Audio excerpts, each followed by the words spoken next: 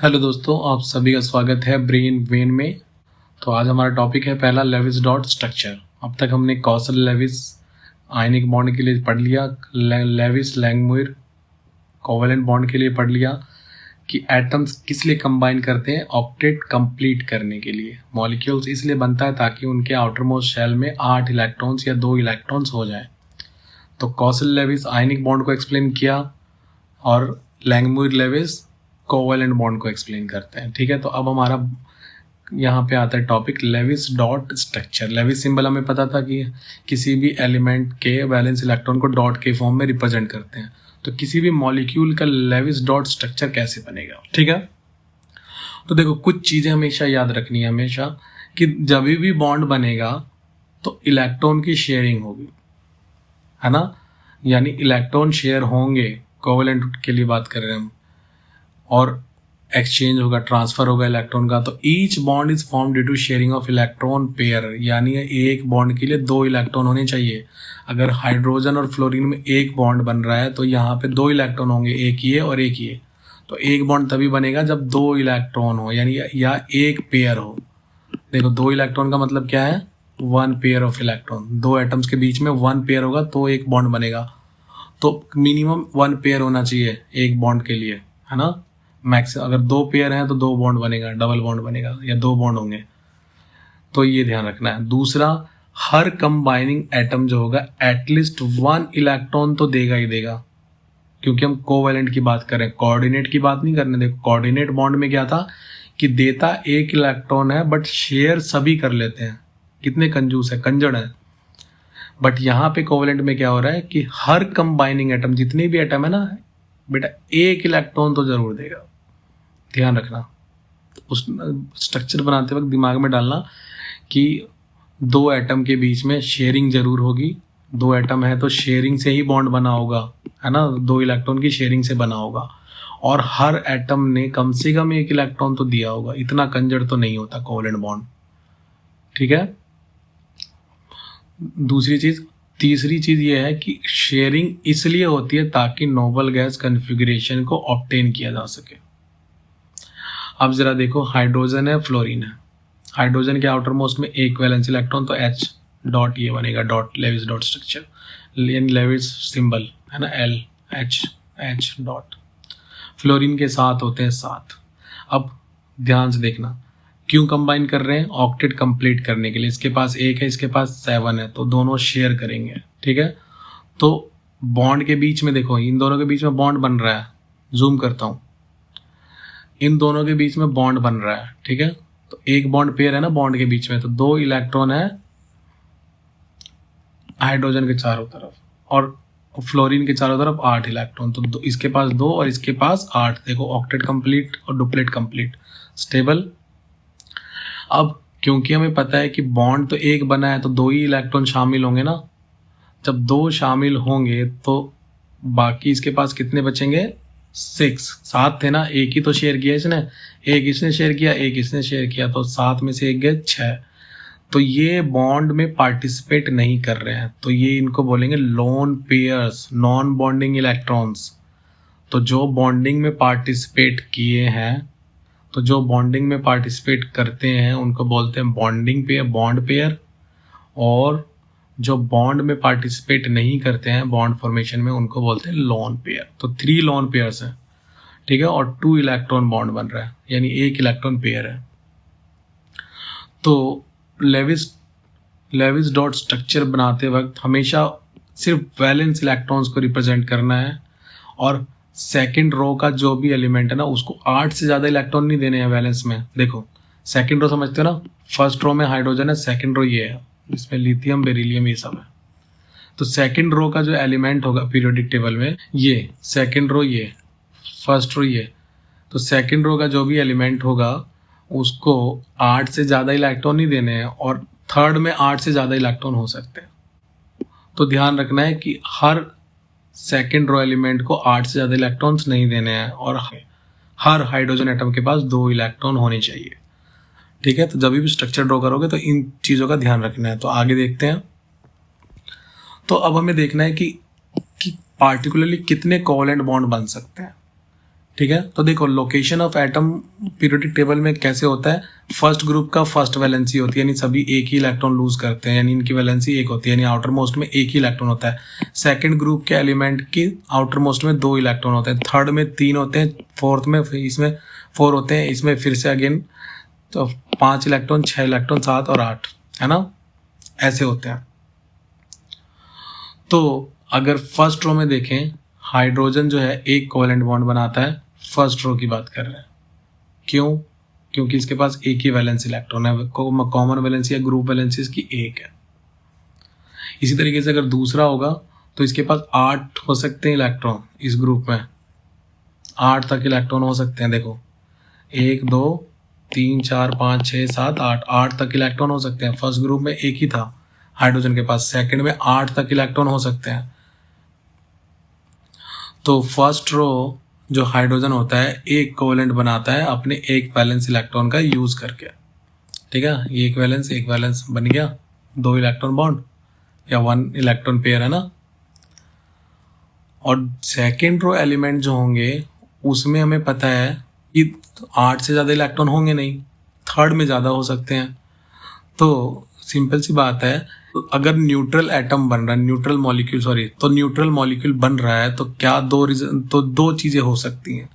अगर एटम जिनके पास 1 2 3 और 4 वैलेंस इलेक्ट्रॉन है तो वो 1 2 3 या 4 बॉन्ड बनाएंगे। ध्यान रखना सेकेंड रो के एलिमेंट की बात कर रहे हैं, ठीक है। यहाँ पे हम मल्टीपल बॉन्ड्स की बात नहीं कर रहे हैं हम, और सिंगल, यानी अगर एक वैलेंस है तो एक बॉन्ड बनेगा, 3 है तो 3, 4 है तो 4। और अगर एटम्स के वैलेंस इलेक्ट्रॉन 5 या 5 से ज़्यादा है, ठीक है, 4 तक तो 4 बनेंगे, 5 या 5 से ज़्यादा है तो 8 में से माइनस कर दो वैलेंस शेल, तो उतने बॉन्ड बनेंगे। तो देखो कैसे, फॉर एग्जांपल BF3 है तो बोरोन कौन सा ग्रुप का एलिमेंट है, सेकंड ग्रुप का, और बोरोन के आउटर मोस्ट में कितने होते हैं, बोरोन का कितना होता है, 5 होता है ना इलेक्ट्रॉनिक एटॉमिक नंबर, तो इसके 2 और 3। तो देखो कितने एटम वैलेंस में कितने इलेक्ट्रॉन है, 3, तो ये 3 बॉन्ड ही बनाएगा BF3 के साथ, बोरोन F F F ऐसे। इसी तरीके से अगर हम मीथेन में देखें तो नाइट्रोजन भी सेकंड ग्रुप का एलिमेंट है, तो नाइट्रोजन का एटॉमिक नंबर होता है 7, तो 2 5 वैलेंस इलेक्ट्रॉन कितने हैं, 5, 4 से ज़्यादा है ना, तो 8 में से माइनस करो 5, कितने बनेंगे, 3। क्लियर हो गया ये रूल। सेकेंड रो का एलिमेंट 4 से कम बॉन्ड बना रहा है, ठीक है, तो उसके ऑक्टेट में बॉन्डिंग इलेक्ट्रॉन्स भी होंगे और नॉन बॉन्डिंग, यानी कुछ इलेक्ट्रॉन्स बच जाएंगे जो पार्टिसिपेट नहीं करेंगे 4 से, ठीक है। सेकेंड रो का एलिमेंट आगे देखते हैं।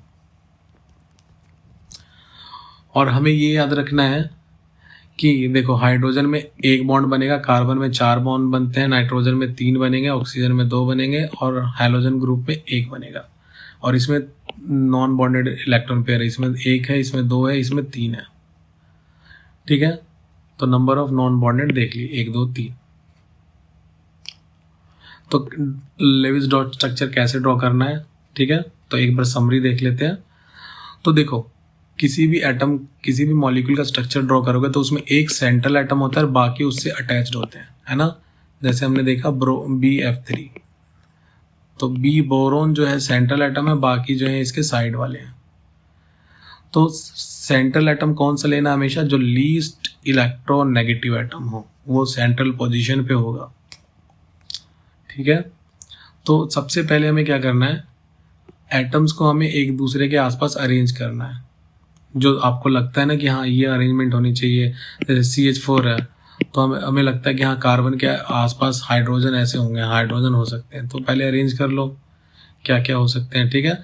और ध्यान रखना कि हाइड्रोजन एटम और हेलोजन एटम को हमेशा पेरीफेरी पे रखना है। पेरीफेरी मतलब बीच में नहीं रखना, साइड में रखना है, अंत में, लास्ट में, बाउंड्री पे रखना है, क्योंकि हाइड्रोजन और हेलोजन जो होते हैं वो सिर्फ एक बॉन्ड बनाते हैं। देखो तो एक टिप मिल गया कि हाइड्रोजन और हेलोजन सिर्फ एक ही बॉन्ड बनाएगा, तो इसलिए हमेशा लास्ट में रखो। ये नहीं कि बीच में डबल बॉन्ड बन जाएगा, है ना, हेलोजन के साथ फिर कुछ होगा, तो इसलिए हमेशा पेरीफेरी में रखना है, पेरीफेरी में। ये तो जैसे CH4 है तो CH4 तो ऐसे भी हो सकता है। तो यहाँ देखो हाइड्रोजन एक बॉन्ड बना रहा है, यहाँ पे 2 बॉन्ड बना रहा है, तो पॉसिबल ही नहीं है क्योंकि हाइड्रोजन एक बॉन्ड बनाएगा सिर्फ, तो ये स्ट्रक्चर पॉसिबल है, इधर एक बॉन्ड, इधर एक बॉन्ड, एक ही है, एक ही है। क्लियर हो गया, ओके। और ध्यान रखना कि भी एटम के किसी भी एटम के चारों तरफ जितने वो बॉन्ड बना सकता है उससे ज़्यादा एटम नहीं रखना है। जैसे देखो हमने देखा था कि कार्बन 4 बॉन्ड बना सकता है, तो कार्बन के आसपास है ना 5 एटम कभी भी मत रख देना कि कंबाइन करे, ठीक है। इसी तरीके से हाइड्रोजन है एक, तो एक ही रहेगा आसपास, ऐसे नहीं होगा कि हाइड्रोजन इधर भी और एक इधर भी बॉन्ड बन रहा है। इसी तरीके से नाइट्रोजन 3 है ना, तो ऐसा नहीं, ऐसे मत कर देना कि नाइट्रोजन के साथ 4 एटम अटैच कर दो, ठीक है, ऑक्सीजन के साथ 3 एटम अटैच कर दो। तो ये ध्यान रखना है जितने वो बॉन्ड बनाएंगे। तो इसका तो याद रखो नॉक्स का 3 to 1 है ना, जितने बॉन्ड बनेंगे नॉक्स 3 to 1, सी नॉक्स याद रखो, C NOX, carbon nitrogen oxygen halogen, 4 3 2 1 bond बनेगा। तो उससे ज़्यादा एटम अटैच नहीं करना है, ठीक है, ये ध्यान रखना है। फॉर एग्जांपल देखो CH2 5N, तो देखो कार्बन से हमें पता है नाइट्रोजन कितने वो बना सकता है 3, और कार्बन कितने बना सकता है बॉन्ड 4, तो 4 हो गए और नाइट्रोजन के 3 हो गए। अब अगर इसको मैं ऐसे भी रख सकते थे, नाइट्रोजन एक इधर रख दे, एक इधर एक इधर एक इधर, कितने हो गए 4 बॉन्ड बनाता है, बट नाइट्रोजन तो 3 ही बॉन्ड बनाता है, तो ये वाला नहीं लेना है हमें, ठीक है। अब आगे बढ़ते हैं। अब हमें इलेक्ट्रॉन्स काउंट करने हैं। वैलेंस इलेक्ट्रॉन काउंट कर लो, जितने भी एटम्स हैं सभी के वैलेंस इलेक्ट्रॉन काउंट कर लो, ऐड कर लो। और अगर मॉलिक्यूल पे नेगेटिव चार्ज है तो एक इलेक्ट्रॉन एक्स्ट्रा ऐड कर दो, मतलब इसका एक इलेक्ट्रॉन इसके पास एक्स्ट्रा है। और अगर पॉजिटिव चार्ज है तो एक इलेक्ट्रॉन माइनस कर दो टोटल इलेक्ट्रॉन्स में से, ठीक है, जो हमने वैलेंस इलेक्ट्रॉन ऐड किया ना उसमें से। अब ये जो सम है ना वो हमें टोटल नंबर ऑफ इलेक्ट्रॉन्स देगा जो हमें लेविस डॉट स्ट्रक्चर में रिप्रेजेंट करने हैं। मान लो कि लेविस डॉट स्ट्रक्चर में 8 इलेक्ट्रॉन है, तो हमें 8 इलेक्ट्रॉन 8 डॉट ही दिखाने हैं, 8 डॉट को एडजस्ट करना है, ये नहीं कि 15 20 कितने भी डाल दो, बस दिखना चाहिए कि हाँ कुछ सज रहा है, सज धज के, ठीक है। तो पहली चीज प्लेसमेंट, दूसरी चीज काउंट, और फिर अब अरेंज करना है इलेक्ट्रॉन्स को। काउंट कर लिए इलेक्ट्रॉन्स, तो ये ध्यान रखना है P4 क्या करना है प्लेसमेंट, या ऐसे कर लो ACA कर लो, ए का पहले एटम्स को अरेंज करो, फिर इलेक्ट्रॉन्स काउंट करो, फिर क्या करो इलेक्ट्रॉन्स को अरेंज करो, ठीक है। तो अरेंजमेंट दो बार होगी, एक बार एटम की और एक बार इलेक्ट्रॉन्स की, ठीक है। तो ये ध्यान रखना। तो लेविस स्ट्रक्चर में पहले हम एटम्स को प्लेस कर लेंगे अपनी कन्वीनियंस के हिसाब से, फिर इलेक्ट्रॉन्स काउंट करेंगे, फिर उनको अरेंज करेंगे। तो अरेंज कैसे करना है इलेक्ट्रॉन्स को, ये देखो जितने भी 2 एटम्स हैं उनके बीच में एक सिंगल बॉन्ड डाल दो, ठीक है, एक बॉन्ड डाल दो, इसका मतलब 2 इलेक्ट्रॉन्स हैं।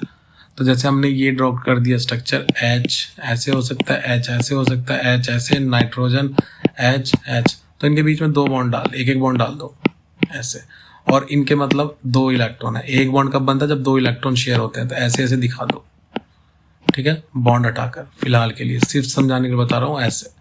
इसका मतलब लेविस डॉट स्ट्रक्चर कैसे बनेगा, ऐसे, ये 2, ये ऐसे, ये 2 नाइट्रोजन, ये 2 हाइड्रोजन, ये 2, समझ में आ रहा है। तो बॉन्ड को हमने डॉट स्ट्रक्चर से रिप्लेस कर देना है। फिर तो जितने भी बॉन्ड हैं उनके बदले पहले एक बॉन्ड बना दो, ठीक है, और हर बॉन्ड के लिए 2 इलेक्ट्रॉन होने चाहिए, और जितने भी एटम है ना, जितने भी हाइड्रोजन एटम है उन सभी को 2 इलेक्ट्रॉन दे दो।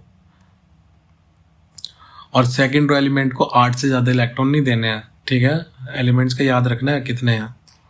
और जितने भी रिमेनिंग इलेक्ट्रॉन्स बच गए ना उनका यूज़ करो ऑक्टेट कंप्लीट करने में या लोन पेयर बनाने में, या तो वो पार्टिसिपेट करेंगे बॉन्ड में, नहीं तो नहीं करेंगे, है ना।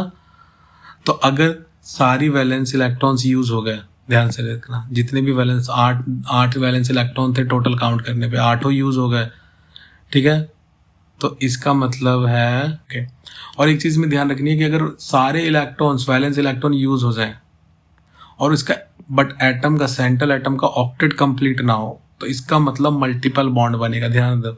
अगर ऑक्टेट कंप्लीट हो गया इसका मतलब स्टेबल, बट अगर ऑक्टेट सारे वैलेंस इलेक्ट्रॉन खत्म हो गए हमारे, फिर भी जो है ना ऑक्टेट कंप्लीट नहीं हुआ, तो अब कुछ नॉन बॉन्डिंग इलेक्ट्रॉन्स होंगे ना जो पार्टिसिपेट नहीं कर रहे हैं, लोन पेयर जो हैं वो अब पार्टिसिपेट करेंगे।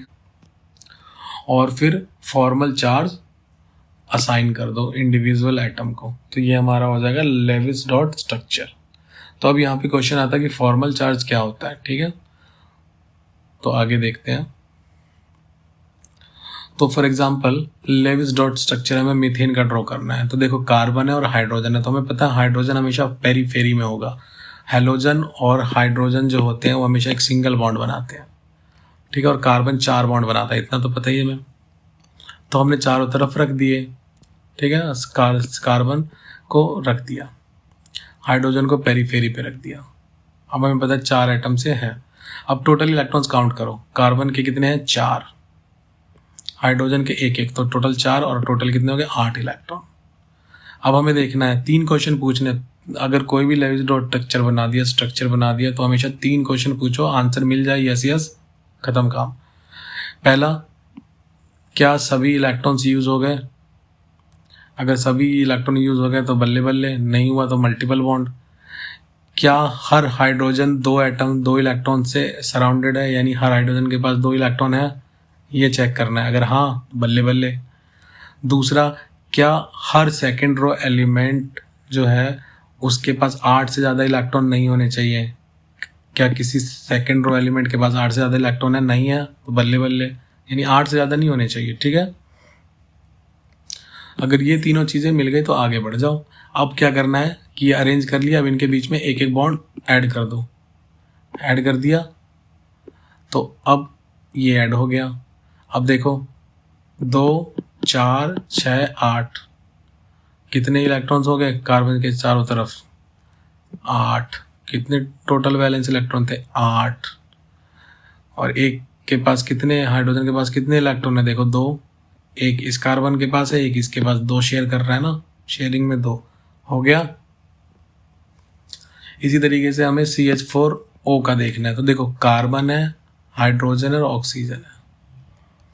तो कार्बन हमें पता है 4 बॉन्ड बना सकता है, ऑक्सीजन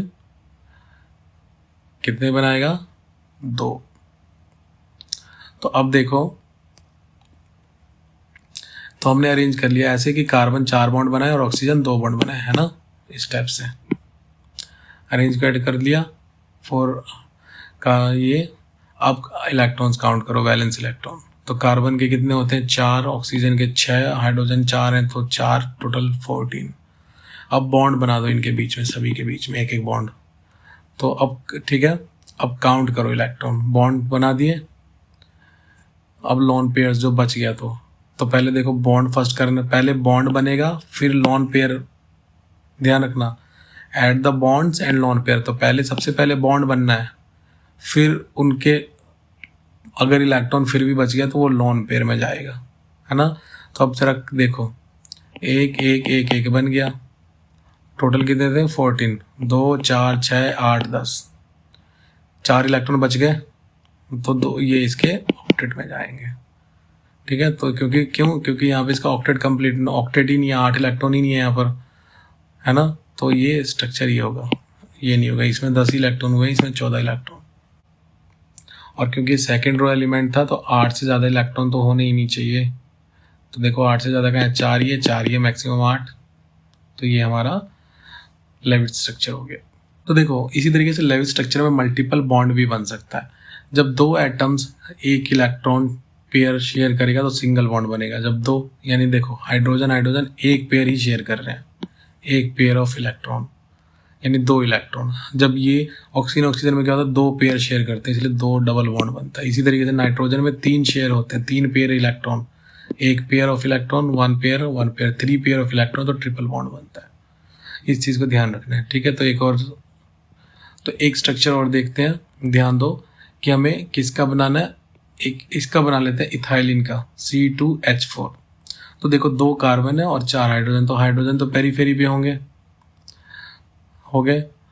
ये हमने बना लिया एक रफली। अब काउंट करने इलेक्ट्रॉन, तो 2 कार्बन है तो 8 इलेक्ट्रॉन वैलेंस इलेक्ट्रॉन, 4 हाइड्रोजन है तो 4, टोटल हो गए 12। अब बॉन्ड्स बना दो इनके चारों तरफ, 1 2 3 4, ये हो गए। अब देखो कि सारे, फिर काउंट करो कि सारे यूटिलाइज हुए कि नहीं हुए। तो 2 4 6 8 10, 2 बच गए, तो 2 किसी के लॉन पेयर पे जाएंगे, ठीक है। तो देखो यहाँ पे कार्बन के पास लोन पेयर हो सकता है, तो यहाँ पे ऑक्टेट नहीं बचा। अगर मैंने यहाँ पे किया तो यहाँ पे नहीं बचा। क्यों? क्योंकि 4 बॉन्ड बना सकता है, यहाँ तो 3 ही बना रहा है ये। समझ रहे हो ना कि देखो ऑक्टेट कंप्लीट का मतलब नो ऑक्टेट। क्यों? क्योंकि 4 बॉन्ड बना सकते हैं तो 3 ही बना रहा है। पहली बात तो ये हो गया। तो चारों कार्बन को ऑक्टेट देने के लिए देखो यहाँ पे कितने, 2 इलेक्ट्रॉन 2 इलेक्ट्रॉन 2 इलेक्ट्रॉन, 6 इलेक्ट्रॉन है इसके पास, कार्बन के पास 8 होने चाहिए। यहाँ पे इसके पास 8 है, बट इसके पास नहीं है, तो इसको भी 8 कैसे बना सकते हैं? ठीक है, तो अगर मैं ये लोन पेयर को यहाँ शिफ्ट कर दूँ तो अब कितने इलेक्ट्रॉन हो जाएंगे सब दोनों के पास? 8 8। तो यानी इस लोन पेयर को इधर बीच में लगा दो, तो ये बन गया हमारा इथाइलिन का। 12 के 12 इलेक्ट्रॉन हो गए। तो सबसे पहले एक अरेंजमेंट बनाना है जिसमें एटम सुटेबली पोजीशन पे हो, हाइड्रोजन और ये सब हैलोजन जो है पेरीफेरी पे हो, सिंगल बॉन्ड बनाते हैं, ध्यान रखना। फिर टोटल इलेक्ट्रॉन काउंट कर लो, सबसे पहले बॉन्ड ऐड करो उन इलेक्ट्रॉन्स के बदले, फिर जो बच गए उनको लोन पेयर्स को एडजस्ट कर लो, बस खत्म काम। ये बॉन्डिंग और मॉलिक्यूलर बिहेवियर को अच्छे से पूरी तरीके से एक्सप्लेन नहीं करता, बहुत सारे कॉम्प्लेक्स स्ट्रक्चर को ये ड्रॉ नहीं कर पाता, ठीक है। और इसने बॉन्डिंग सिर्फ ऑक्टेट रूल के बेसिस पे एक्सप्लेन किया है कि हाँ ऑक्टेट कंप्लीट करना है बस, ठीक है। तो can not explain bonding and behaviour of molecule completely है, एंड ये एक्चुअल शेप ऑफ मॉलिक्यूल को रिप्रेजेंट नहीं कर रहा है, ठीक है। ये तो सिर्फ एक स्पेशियल एक तरीके से क्या है 1D रिप्रेजेंटेशन दे रहा है कि हाँ ऐसे ऐसे होंगे, बट क्या एग्जैक्ट में ऐसे हो सकता है? होता है? नहीं होता है। ऐसे ऐसे इस टाइप से होता है ना, एक एंगल होता है पार्टिकुलर। तो ये ना तो स्ट्रेन एंगल, किसी भी एंगल की बात नहीं करता है, कोई भी स्ट्रक्चर 3D स्ट्रक्चर की बात नहीं करता है। तो एक तरीके से ये शेप ऑफ मॉलिक्यूल के एक्चुअल रिप्रेजेंटेशन की बात नहीं करता है। तो लेविस डॉट स्ट्रक्चर क्लियर हो गए यहाँ से, ठीक है। उम्मीद करता हूँ ये वीडियो समझ में आई होगी। इस वीडियो को लाइक करें और शेयर करें। Thank you.